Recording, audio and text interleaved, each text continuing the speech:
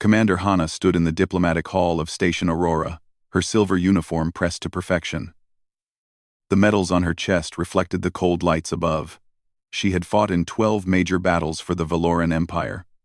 She had saved 3 colonies from destruction. She had earned her rank through blood and sacrifice. And now, the High Council was asking her to marry a human. The thought made her jaw tighten. Humans. The newest species to join the Galactic Coalition. A race that had barely stopped killing each other long enough to reach the stars. They were emotional, unpredictable, and weak compared to Valorans. Her people had mastered interstellar travel 3,000 years ago. Humans had managed it less than 2 centuries back, but the Council wanted this alliance.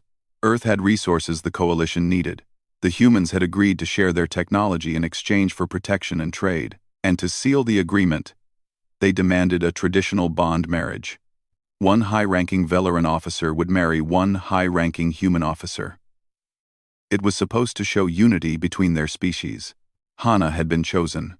She was from an old noble house. Her family name carried weight. The Council thought she would be perfect for this political arrangement. She had not been asked if she wanted this. She had been ordered. The doors opened. A small group of human diplomats entered, followed by military officers in dark blue uniforms. Hana scanned them quickly, looking for whoever would be her husband. She expected someone tall and aggressive. Human males were supposed to be loud and proud, always trying to prove themselves. She prepared herself to deal with arrogance. "Commander Hana," one of the diplomats said, bowing slightly. "May I introduce Captain Minho of the Earth Defense Force?"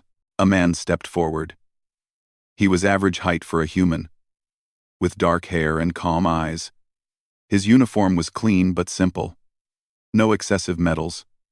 No dramatic entrance. He looked at her and gave a small, respectful nod.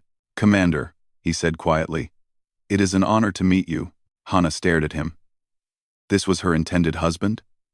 He looked like an administrator, not a warrior. She had read his file on the way here. Engineer. 32 years old. Service record in the Earth Defense Force. Transfer to Engineering Division 5 years ago. Nothing impressive, nothing that explained why the humans chose him for this. "Captain," she replied, her voice cold and formal. "Shall we proceed with the ceremony?" There was no point in delaying. This was a duty, nothing more. She would marry him, fulfill her obligation to the Council, and continue her career. The marriage would be in name only. She would make sure of that. The ceremony was held in the station's observation hall. Stars filled the windows behind them.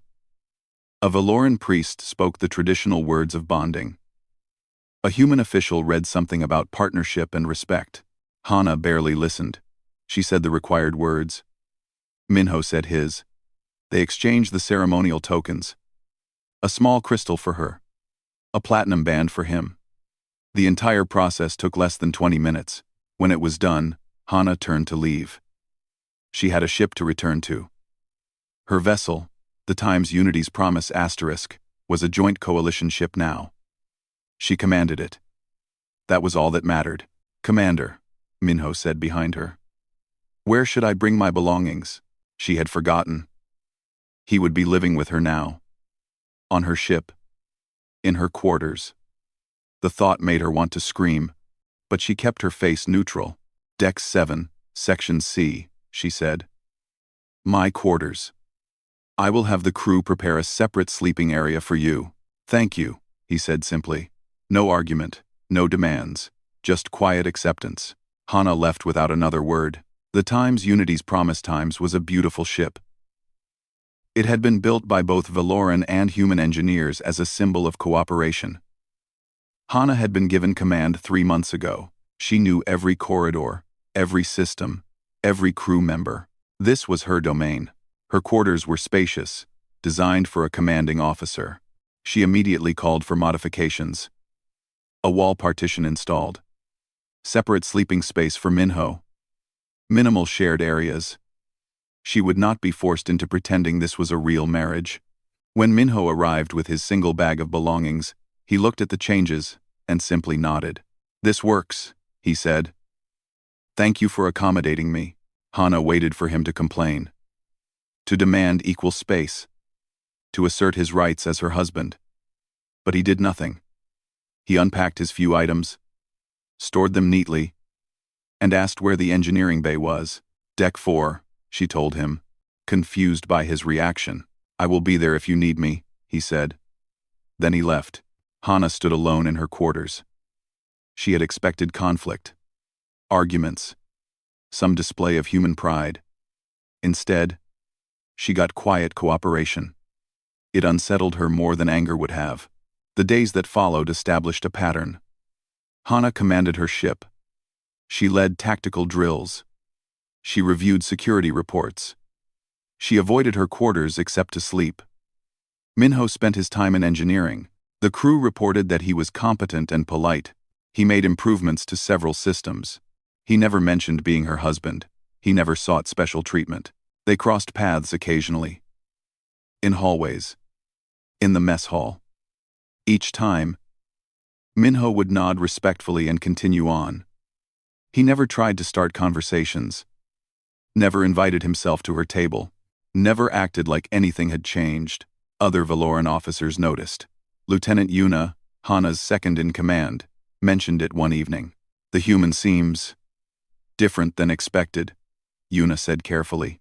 "He knows his place," Hana replied, reviewing a tactical display. "He is your husband now, Commander." "Perhaps he is a political necessity," Hana interrupted. "Nothing more. I will treat him with the respect his rank deserves. That is all the Council can expect from me." Yuna nodded and said nothing more. But late at night, when Hana returned to her quarters, she found small things that bothered her. The temperature was always set to her preference. Her uniforms were always cleaned and pressed, though she had not asked anyone to do it. Her favorite ration packs were always stocked in the small kitchen area. She realized Minho was doing these things, quietly, without asking for thanks or recognition. It made no sense. Why would he care about her comfort? They were strangers forced together by politics. One evening, she found him in the shared living space, reading something on a data pad.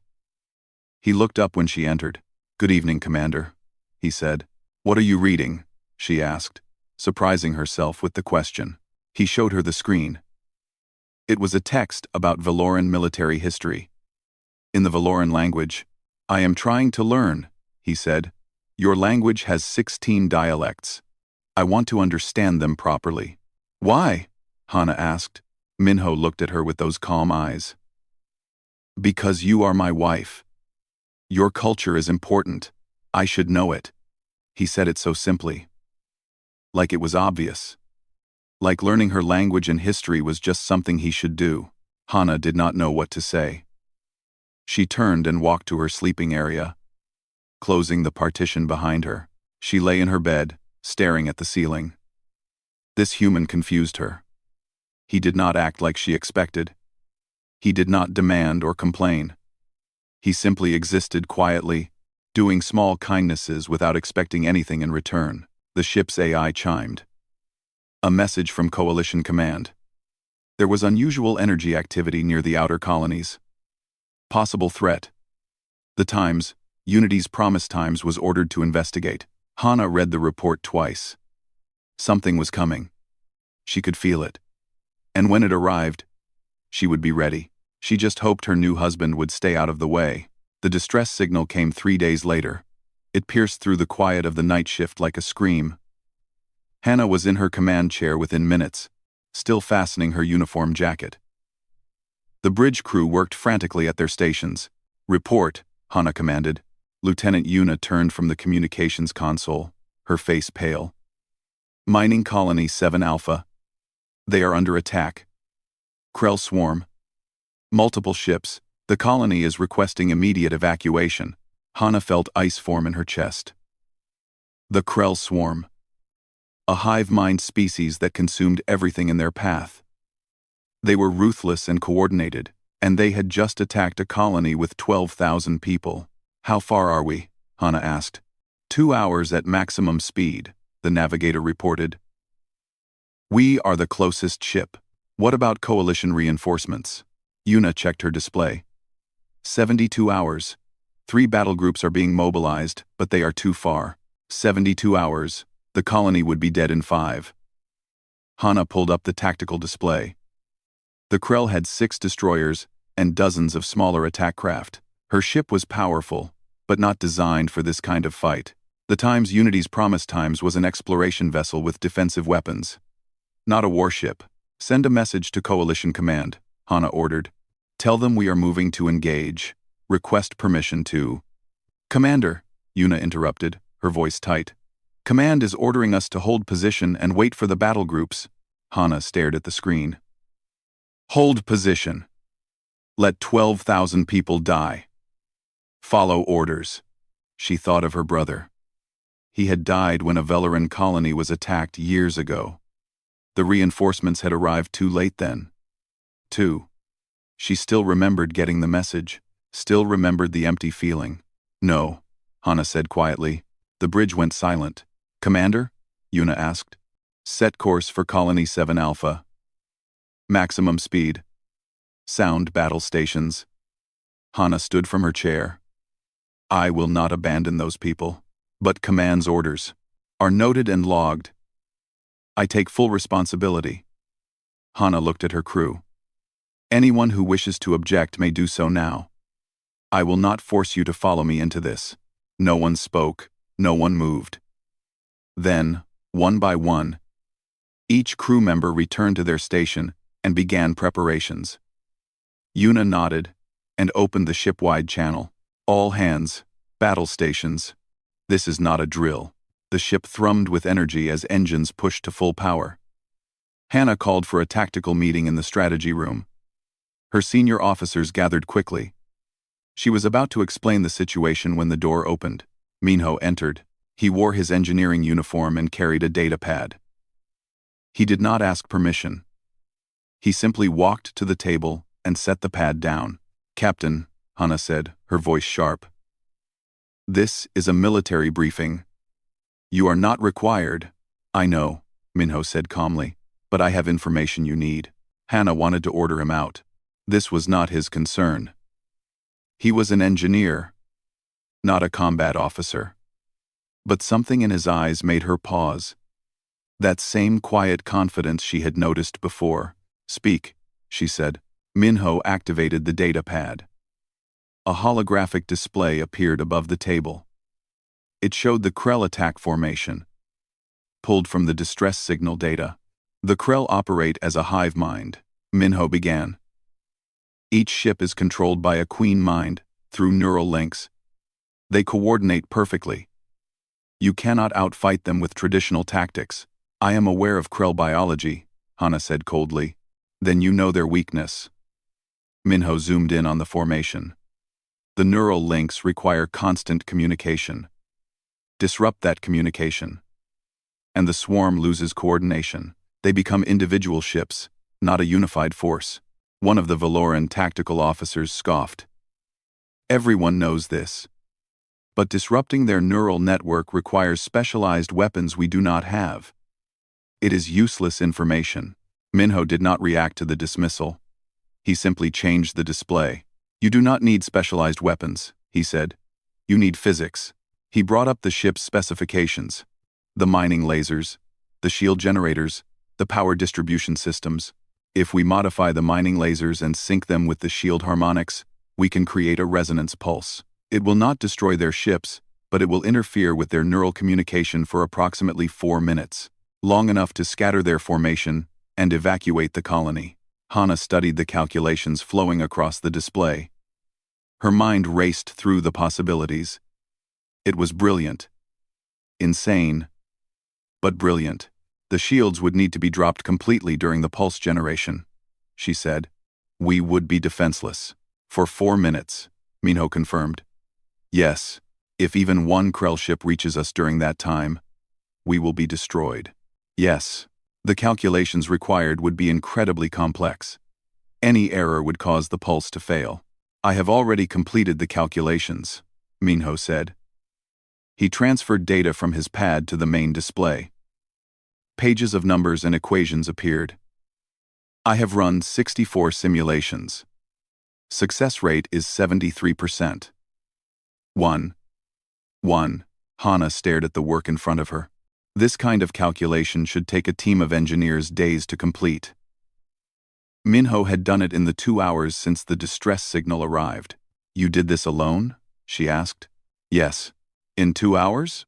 1 hour and 47 minutes, Minho corrected. "I spent the other 13 minutes double-checking my work." The room was silent. The Valoran officers looked at the human engineer with new eyes. This quiet, unassuming man had just presented a solution to an impossible problem. "Why did you not bring this to me immediately?" Hana demanded. "You were busy commanding the ship," Minho said simply. "I assumed you would call a tactical meeting when appropriate, so I waited."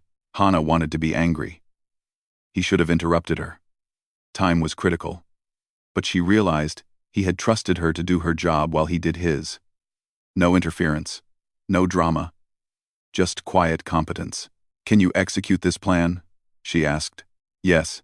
I will need to personally monitor the systems. The timing must be precise. The engineering station is on deck 4. I will need to be in the main control room, near the power core." Minho met her eyes. "If something goes wrong, I can make adjustments in real time.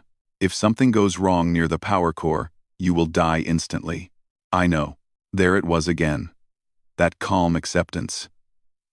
He knew the risk. He was willing to take it anyway. Lieutenant Yuna spoke up. "Commander, we should consider the plan. Even with the risk, it gives us a chance." Hana looked at her officers.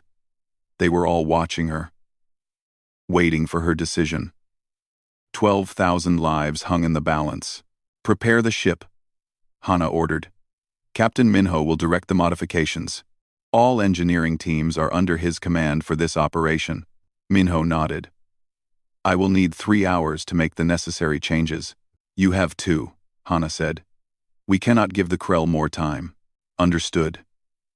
Minho gathered his datapad and headed for the door. He paused before leaving. "Commander, you should know something." Tong Far. "What?" "This plan has a 73% chance of success. But that assumes everything goes perfectly. In reality, there will be complications.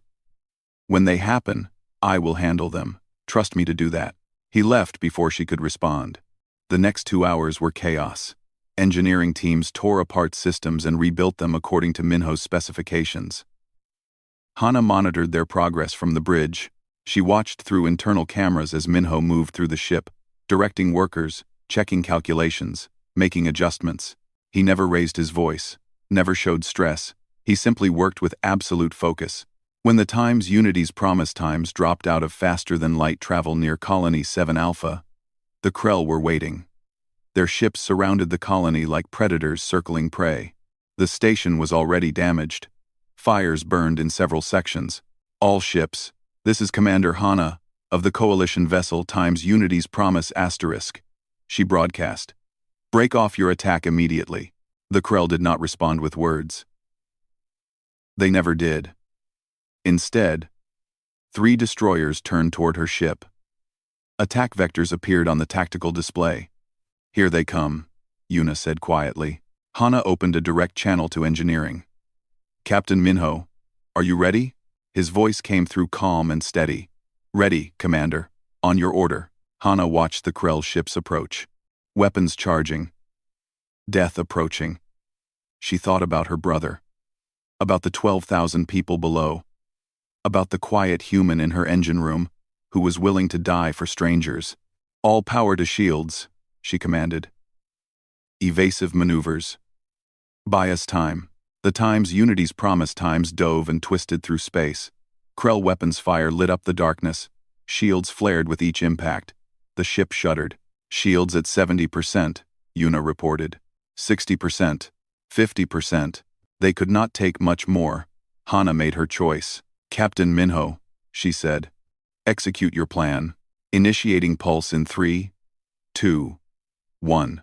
The shields dropped. Every defensive system went offline. The ship's power routed entirely to the modified mining lasers and harmonic generators. For 4 minutes, they would be completely vulnerable. The Krell sensed the weakness. All 6 destroyers turned toward them. Weapons locked on. And then, a Krell destroyer broke formation and accelerated straight at them. Time moved like ice. The Krell destroyer charged at them, weapons glowing with deadly energy. Hana watched the tactical display, her hands gripping the armrests of her command chair. Every instinct screamed at her to raise shields, to defend her ship. But the shields were down. The pulse was building. Impact in 40 seconds, Yuna reported, her voice tight with fear. Hana opened the channel to engineering. Minho, we have a problem. I see it, came his calm reply. Do not break the pulse sequence. Hold course. We will be destroyed. Trust me. Those 2 words. Trust me. From a man she had known for less than 2 weeks. A man she had dismissed as a simple engineer. A human she had never wanted to marry. 30 seconds to impact. Yuna counted down. On her screen, Hana could see the internal camera feed from the power core. Minho stood at the main console, his hands moving across controls. The systems around him glowed with dangerous energy. One wrong move would kill him instantly. 20 seconds. The bridge crew braced for impact. Some whispered prayers to old gods.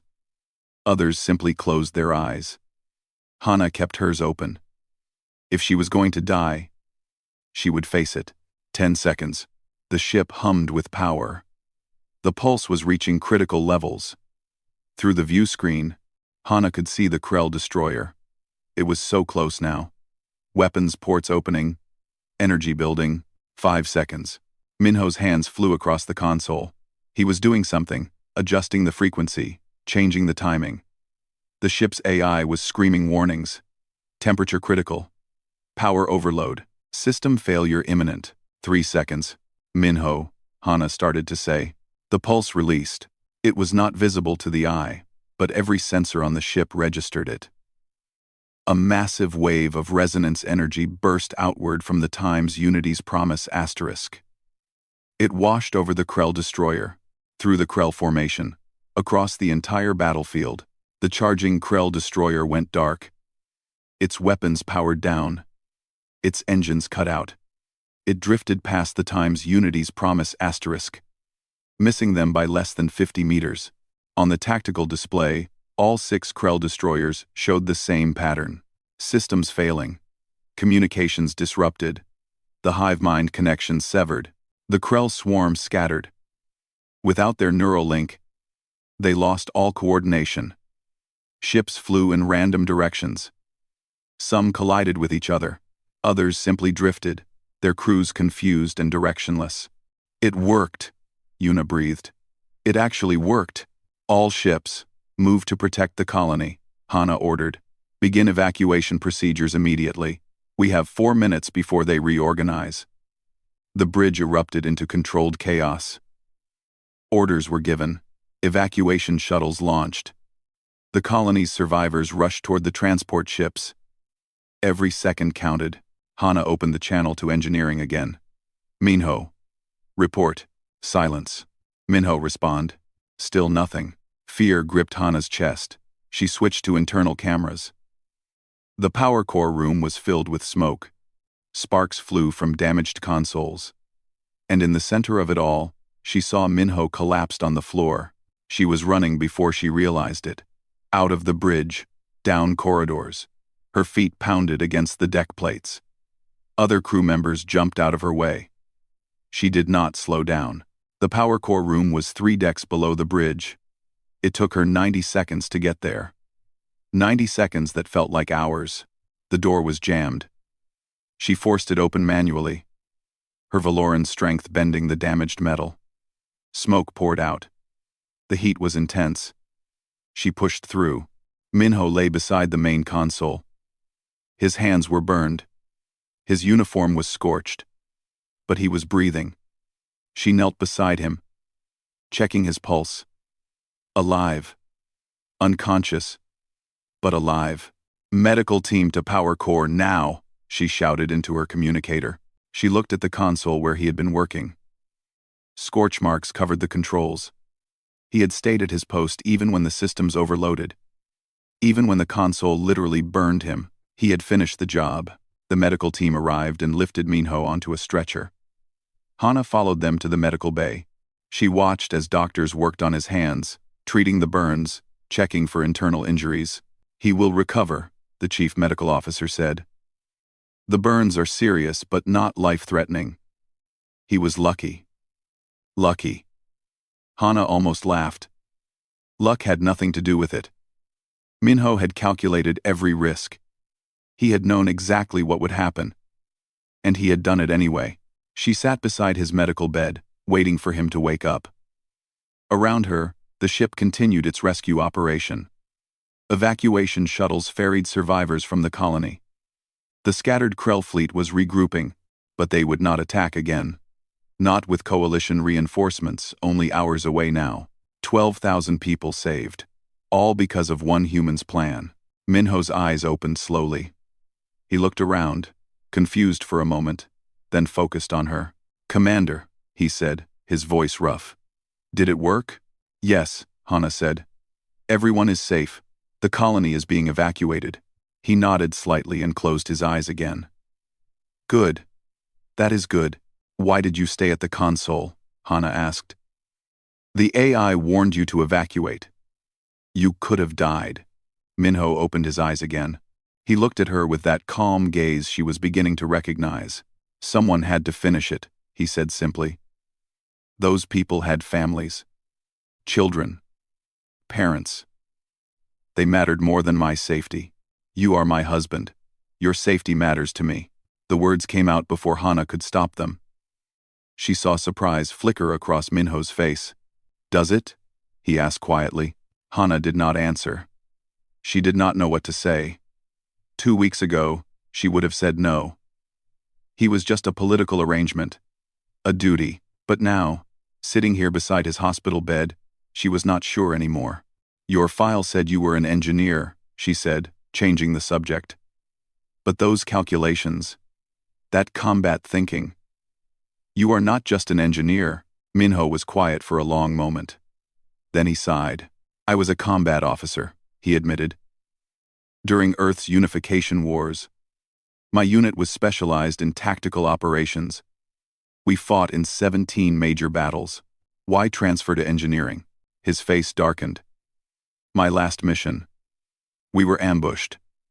20 soldiers under my command. I had to choose who to save.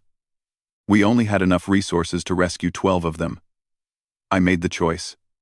12 lived, 8 died." Hana understood immediately. She had made similar choices. Every commander did. "It was the worst part of leadership. The ones you saved," she began, "went home to their families."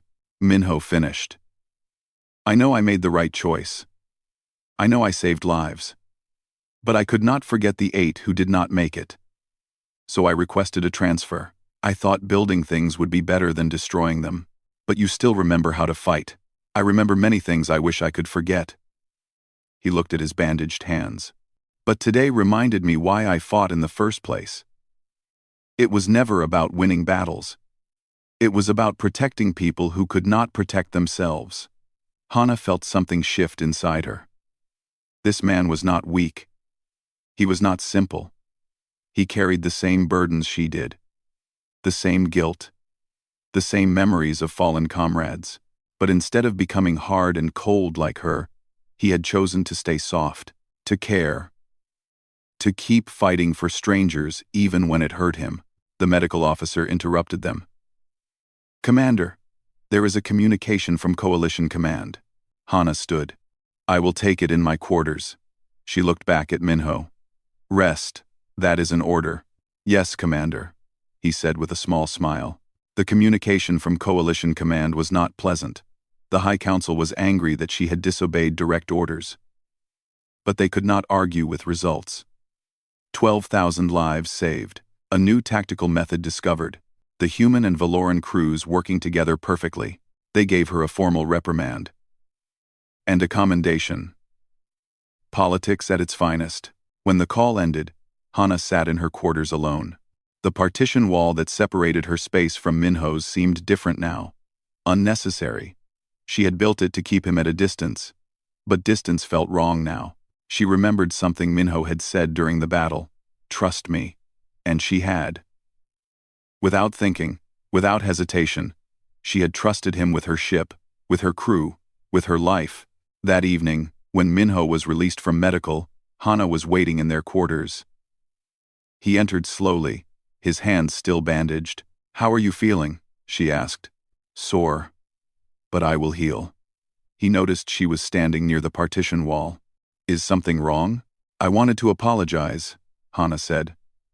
The words felt strange in her mouth. She did not apologize often. "When we married, I treated you like a burden. An inconvenience. I did not give you a chance." "You were following your duty," Minho said. "I understood. But I was wrong about you, about humans." She gestured to his bandaged hands.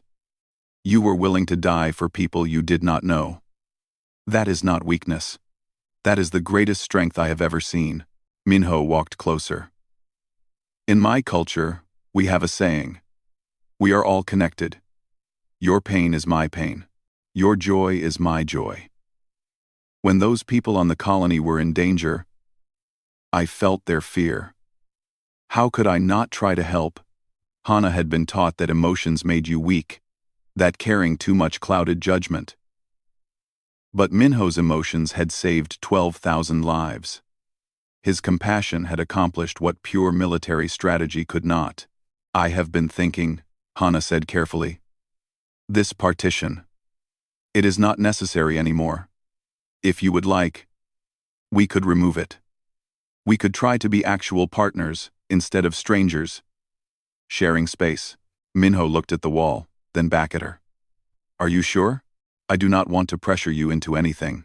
"You have never pressured me," Hana said. "That is one of the things I respect most about you. But I would like to try. If you are willing." A genuine smile crossed Minho's face. "I would like that very much." They ordered the partition removed the next day. That night, they sat together in the shared living space. Hana asked about Earth, about human culture, about his family. Minho asked about Valoran history, about her battles, about her brother. For the first time since their forced marriage, they talked. Really talked. Not as commander and engineer, not as Valoran and human, but as two people trying to understand each other. Outside the window, stars drifted by. The rescued colonists were already heading to safety aboard other ships. The crisis had passed. But something new was beginning, something neither of them had expected when they stood in that cold ceremony hall 2 weeks ago. Hana looked at the man beside her. This quiet, gentle human who had shown her a different kind of strength. And for the first time, she was glad the council had chosen him. The intelligence report arrived 3 weeks after the colony rescue. Hana read it twice to make sure she understood correctly. The Krell attack, on Colony 7 Alpha, had not been random. They were searching for something. Something old and dangerous. She called a meeting in the strategy room. Her senior officers gathered around the holographic display. Minho stood beside her, his hands healed now but still showing faint scars from the burns. "Coalition intelligence has discovered what the Krell were looking for," Hana began. She activated the display. An image appeared of a strange artifact covered in ancient symbols. "This is a precursor device." The precursors were an advanced civilization that disappeared millions of years ago. They left behind technology we still do not fully understand. Lieutenant Yuna leaned forward, studying the image. "What does it do?" "We do not know exactly. But intelligence suggests it could be a weapon. Or a power source. Something that could change the balance of galactic power." Hana brought up a star map. "The Krell have been searching multiple systems. They are getting close to finding it." "Where is it?" one of the tactical officers asked. Hana pointed to a red marker on the map. "Here. A dead planet called Korath 9. No atmosphere. No life. Just ruins from the precursor civilization. And the High Council wants us to retrieve it before the Krell do," Minho said. It was not a question. "Yes, we are the closest ship. We have clearance to land a team and secure the artifact." Hana looked at her officers. "This will be dangerous. The planet's surface is unstable. And if the Krell discover what we are doing, they will send everything they have. Who goes on the team? Yuna asked. Me. You. 2 of our best tactical soldiers. Hana paused. And Captain Minho. Several officers looked surprised. Minho was an engineer, not a combat specialist. But Hana had her reasons. If this is precursor technology, we will need someone who understands advanced systems, she explained. Captain Minho has proven his ability to solve complex problems under pressure. Minho nodded. When do we leave? 4 hours. Prepare your equipment. The team assembled in the shuttle bay. Hana wore her combat armor, weapons secured to her suit. Yuna checked her tactical gear methodically. The 2 soldiers, veterans named Taeho and Jisoo, loaded heavy weapons onto the shuttle, and Minho arrived wearing a light environmental suit, carrying only tools and scanning equipment. The descent to Korath 9 was rough. The planet's surface was scarred with deep canyons and broken structures. Ancient buildings jutted from the ground like broken bones. The shuttle landed near what sensors identified as the main precursor facility. Stay alert, Hana ordered, as the ramp lowered. We do not know what is active here. They moved across the dead surface in formation. Hana took point.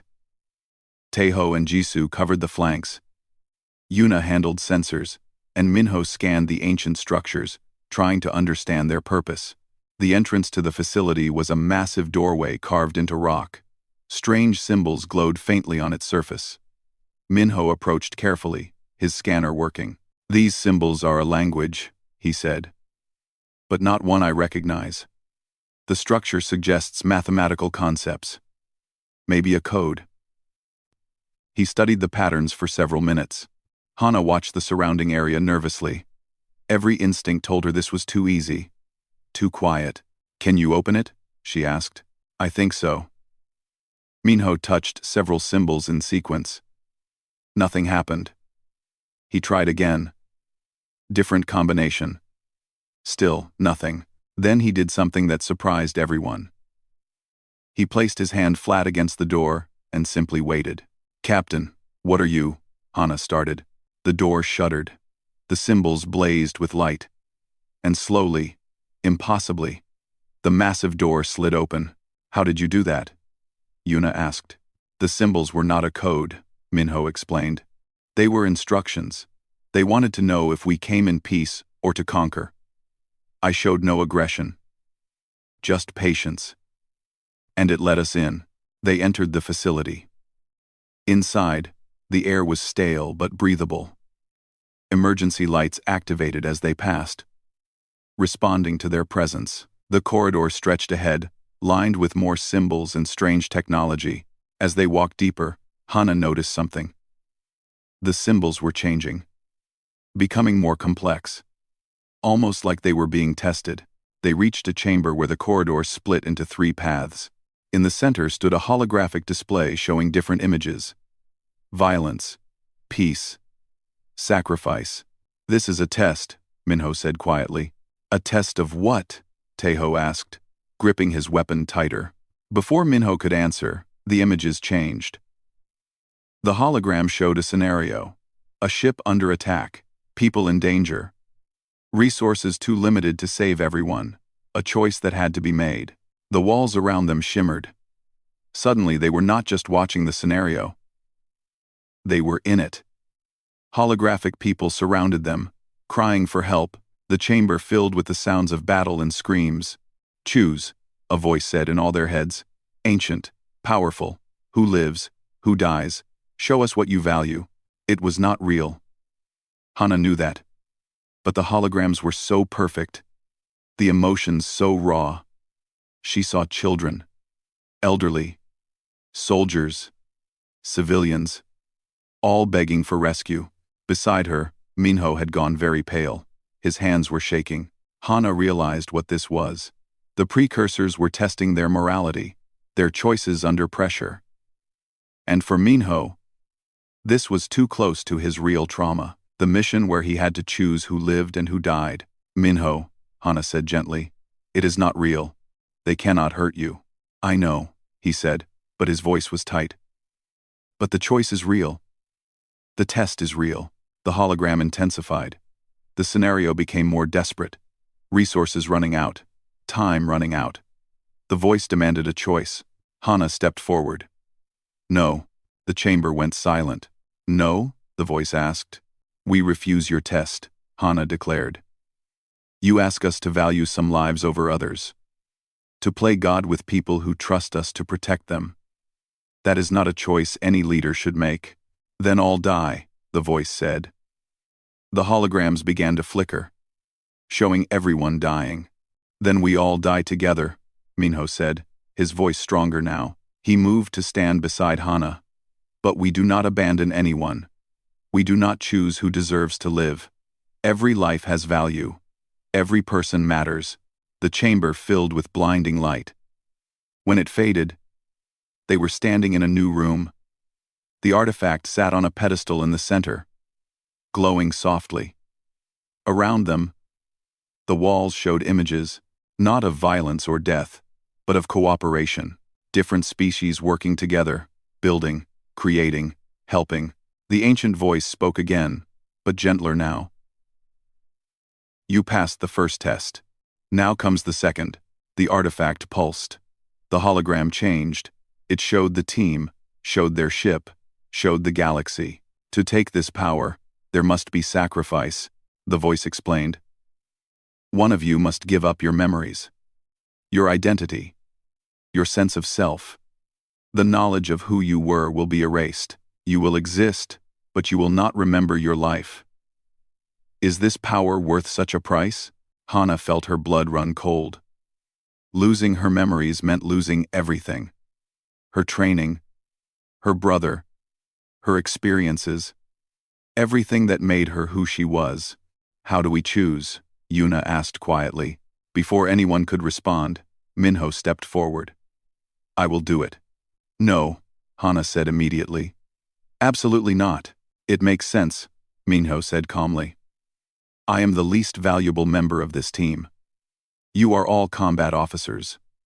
Leaders. The coalition needs you. I am just an engineer. You are not just anything, Hana said fiercely. She grabbed his arm. You are brilliant. You are brave. You saved 12,000 people. She stopped herself before saying what she really felt. Minho looked at her with those calm eyes. Hana, I have made this choice before. Choosing who lives and who dies. This time, I can choose myself. I can save all of you. That is worth it.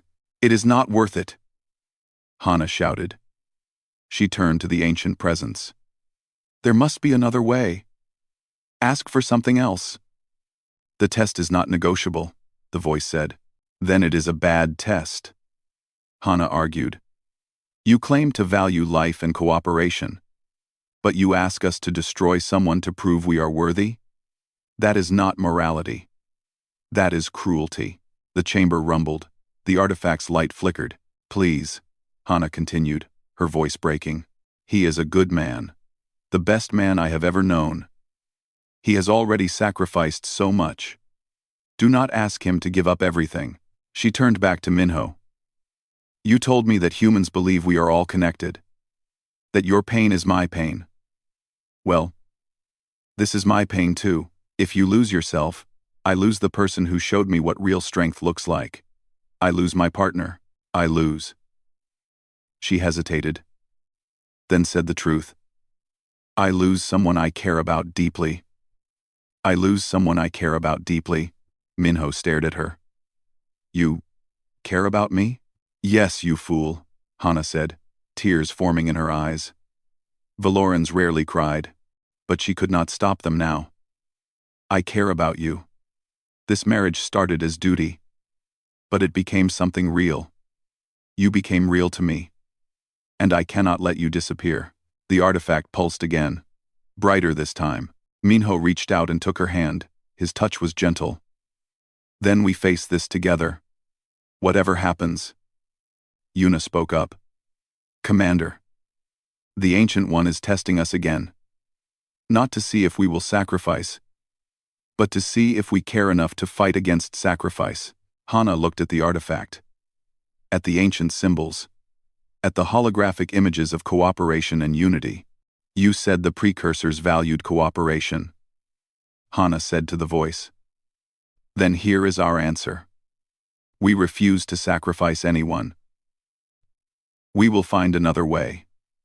Together, the chamber filled with light again. This time, it felt warm, peaceful.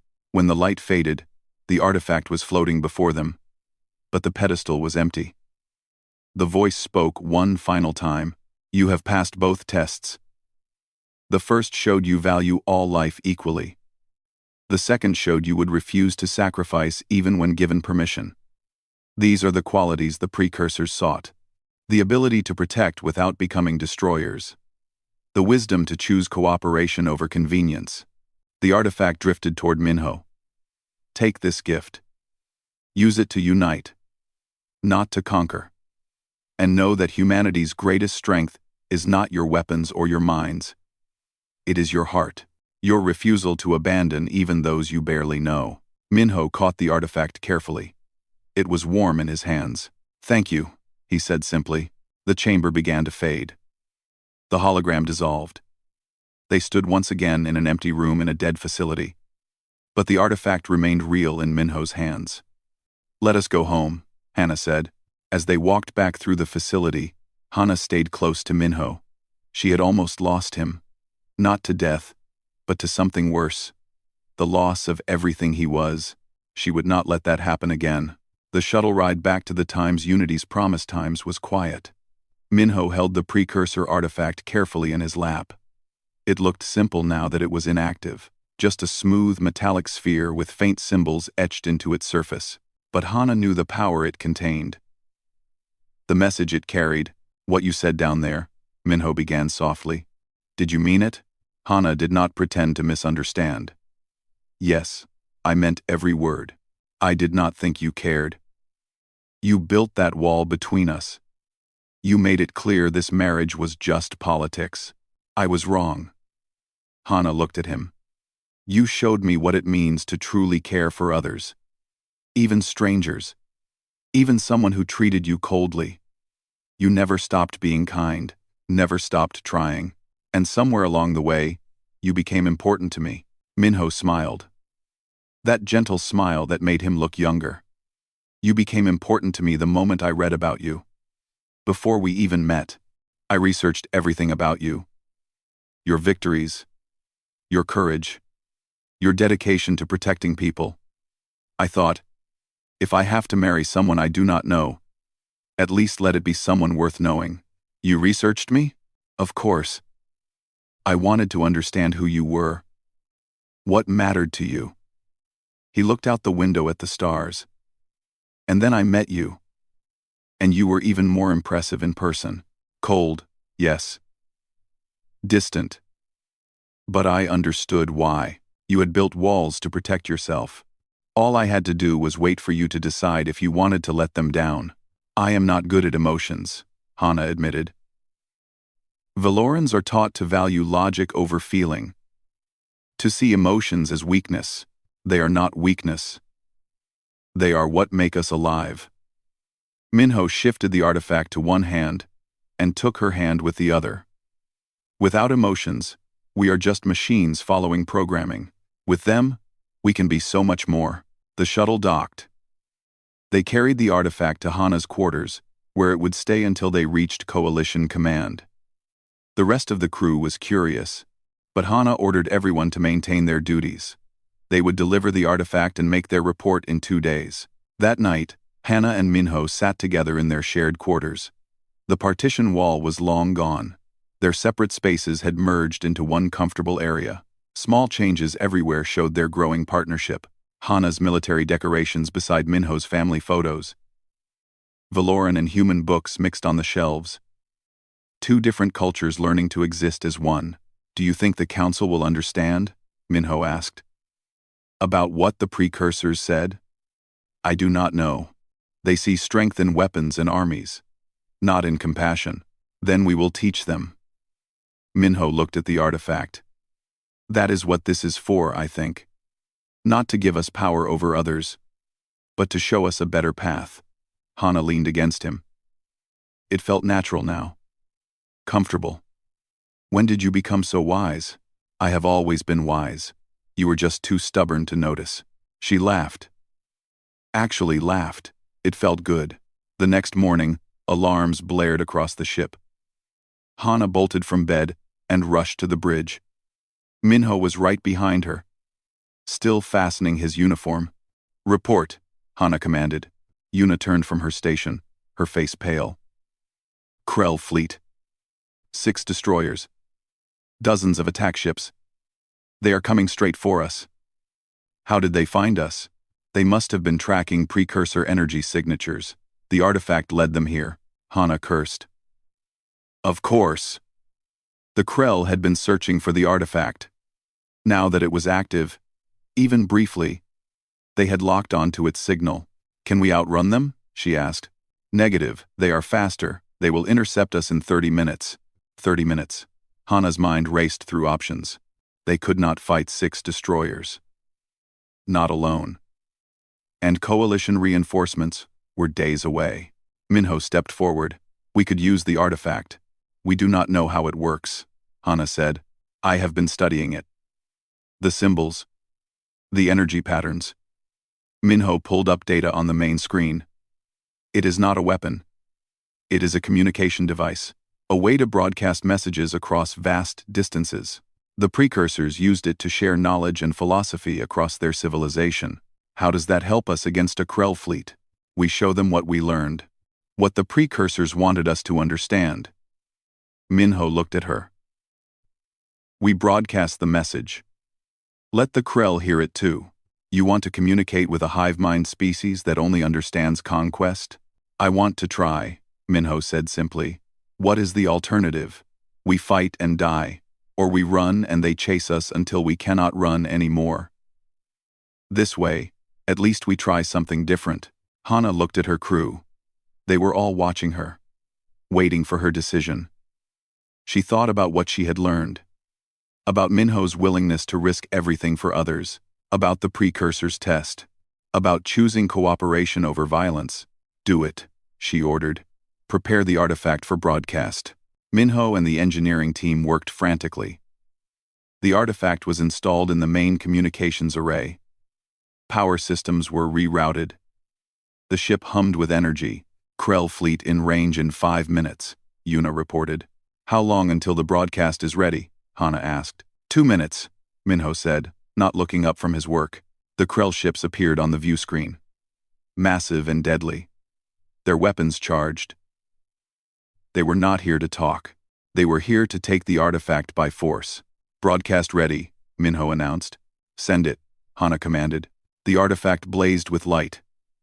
Energy poured from it, carried by the ship's communication systems. It was not words, not in any language. It was pure information. Images, feelings, understanding. The broadcast showed humanity's history, their wars, their mistakes, but also their growth, their ability to change. It showed the first contact between humans and Valorans. The distrust, the eventual cooperation. It showed the rescue of Colony 7 Alpha, 12,000 lives saved through compassion and intelligence rather than violence. And then it showed the precursor facility, the tests, Minho's willingness to sacrifice himself, Hana's refusal to let him. The choice to protect everyone rather than choosing who lived and who died. The message was simple but profound. Asterisk. We are all connected. Every life has value. Strength comes from protecting others, not destroying them. Asterisk. The Krell fleet stopped. Their weapons powered down. On every screen, every sensor, the broadcast reached them. Reached their queen mind. Reached the consciousness that controlled thousands of ships and millions of drones. For the first time in recorded history, a Krell fleet opened communications. The voice was strange. Many voices speaking as one. We do not understand. You had the artifact. You had power. Why share this message instead of using it as a weapon? Hana stepped forward. Because weapons only create more violence. This message creates something better. Understanding. Choice. The possibility of peace. Peace is weakness. The strong survive. The weak perish. That is what we thought too, Hana said. But we learned differently. Real strength is not about who can destroy the most. It is about who can protect the most. Build the most. Create the most. Silence. Then, show us this strength. Hana looked at Minho. He nodded. We invite you to join us, Hana said. Not as conquerors, not as enemies, but as partners. The coalition has room for all species who choose cooperation over conquest. The precursors believed this. That is why they left this message. They wanted future civilizations to learn from their wisdom. More silence. Hana could feel the tension on the bridge. This could still go wrong. The Krell could decide the message was meaningless and attack anyway. Then the Krell Queen Mind spoke again. We will consider this. Our species has never known cooperation. Only competition. The concept is difficult, but you have shown us something we have not seen before. What is that? Minho asked. A species that values all life, even ours, even when we came to destroy you. The Krell ships began to pull back. We will return to our space. We will discuss this within our hive mind. If there is truly another way, we wish to understand it. The Krell fleet turned and left, just like that. No battle, no death. Just a decision to try something different. The bridge erupted in stunned celebration. Crew members hugged each other. Yuna was crying tears of relief. Even the normally stoic Valoran officers showed emotion. Hana turned to Minho. He looked exhausted but happy. You did it, she said. You actually convinced them. We did it, Minho corrected. Together. That was the point. Showing that different species can work together. That cooperation is possible. She pulled him into a hug, right there on the bridge, in front of everyone. She did not care about protocol anymore. He had just possibly changed galactic history. And she wanted him to know how proud she was. When they separated, he was smiling. That gentle, knowing smile. Does this mean you like me, Commander? More than like, she admitted. Much more. The journey back to Coalition Command was different. The crew treated Minho with new respect. Not because of his rank, but because of what he had accomplished. Word spread quickly through Coalition channels. The Krell were communicating. Actually talking instead of attacking. It was unprecedented. When they arrived at Coalition Command, the High Council was waiting. Hana and Minho presented the artifact and explained everything that had happened. The precursor tests. The message. The Krell response. The Council was skeptical at first. But the evidence was undeniable. The Krell had stopped a military operation to consider peace. That had never happened before. What you have accomplished changes everything, the High Counselor said. He was an ancient Valoran with scars from a dozen wars. For 10,000 years, the Coalition has maintained order through military strength. But you have shown us another path. Not just me, Hana said. She took Minho's hand. This was only possible because of humanity. Because of their unique perspective. Their ability to see value in every life. Their refusal to give up on anyone. The High Counselor looked at their joined hands. When we arranged your marriage, it was political. A symbol of alliance. I do not think any of us expected it to become real. Neither did I, Hana admitted. But I married him out of honor and duty. What I learned about him changed everything. He showed me that true strength is not about dominance. It is about compassion. About being willing to sacrifice yourself for others. About never giving up on peace even when war seems inevitable. And what do you propose, Commander? Hana took a deep breath. I propose that humanity be granted full Coalition membership. Immediately. Not as junior partners, but as equals. They have earned it. They have shown us something we forgot over millennia of war. That the best victories are the ones where nobody has to die. The council chamber was silent. Then, one by one, The council members nodded. I agree, the High Counselor said. Let the record show that on this day, humanity is granted full coalition membership. And let it also show that they taught us something we desperately needed to learn. The vote was unanimous. 6 months later, Hana and Minho stood together on the observation deck of a new station. It was being built jointly by humans, Valorans, and Krell. The three species working side by side, building instead of destroying. Negotiations with the Krell had been slow and difficult. Hive mind species did not think like individuals. But progress was being made. Trade agreements, scientific exchanges, cultural programs, small steps toward lasting peace. Do you ever regret it? Minho asked, watching the construction crews work below. Regret what? Being forced to marry me. Having your life changed by politics. Hana turned to face him. At first, yes. I was angry. I felt like I was being punished for my service. But now, she took both his hands in hers. Now, I am grateful. You showed me that being strong does not mean being hard. That caring deeply is not weakness. That the best partnerships are built on mutual respect and genuine affection. You showed me something too, Minho said. That my past does not define me. That I can still make a difference. That choosing to build instead of destroy was not running away. It was choosing a different kind of courage. We make a good team. The best team. He pulled her close. Commander and engineer. Valoran and human. Two people from different worlds who found a way to bridge the gap. She kissed him, right there where anyone could see. She did not care who knew anymore. This was her husband, her partner, her friend, the man who had changed her entire understanding of what it meant to be strong. When they separated, she saw Earth and Valora through the window. Two planets orbiting in harmony. Just like the two of them. What happens now? Minho asked. Now we keep building. Keep teaching. Keep showing everyone that cooperation is possible. Hana smiled. The High Council has assigned us as ambassadors to the Krell negotiations. Apparently, we are the experts in cross-species relationships. Makes sense. We are living proof it can work. Yes, we are. She leaned against him, watching the stars. I married you out of honor. Out of duty.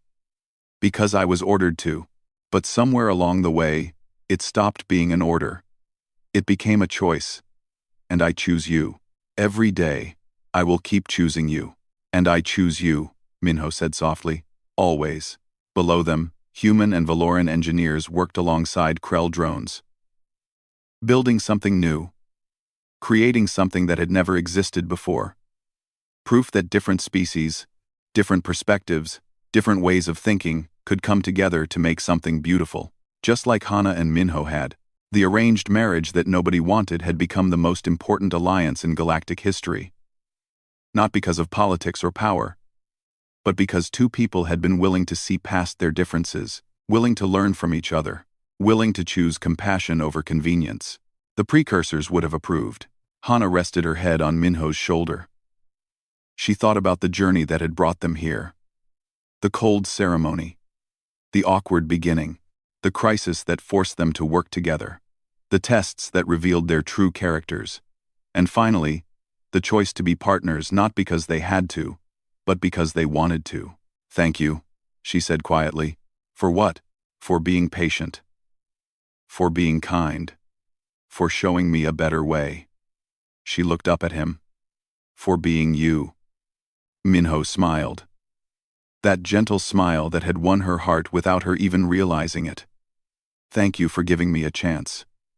For seeing past the labels, for choosing to know me as a person instead of just a political arrangement. Outside the window, a new ship docked at the station. It bore the insignia of the coalition. But it was crewed by all three species now. Humans, Valorans, and Krell working together. A sight that would have been impossible a year ago, but it was possible now. Because two people had shown everyone what cooperation really meant. What partnership could accomplish. What happened when you chose understanding over prejudice? Peace over war, love over duty. Hana squeezed Minho's hand. They had a meeting with the Krell delegation in an hour. More negotiations. More bridge building. More chances to prove that different species could find common ground. But for now, they stood together, watching the future being built. A future they had made possible. Together. Always together. The galaxy had changed because of them. But more importantly, they had changed because of each other. And that was worth more than any political victory. More than any military triumph. More than any arranged marriage could have promised. They had found something real. Something lasting. Something worth fighting for. They had found each other. And that made all the difference.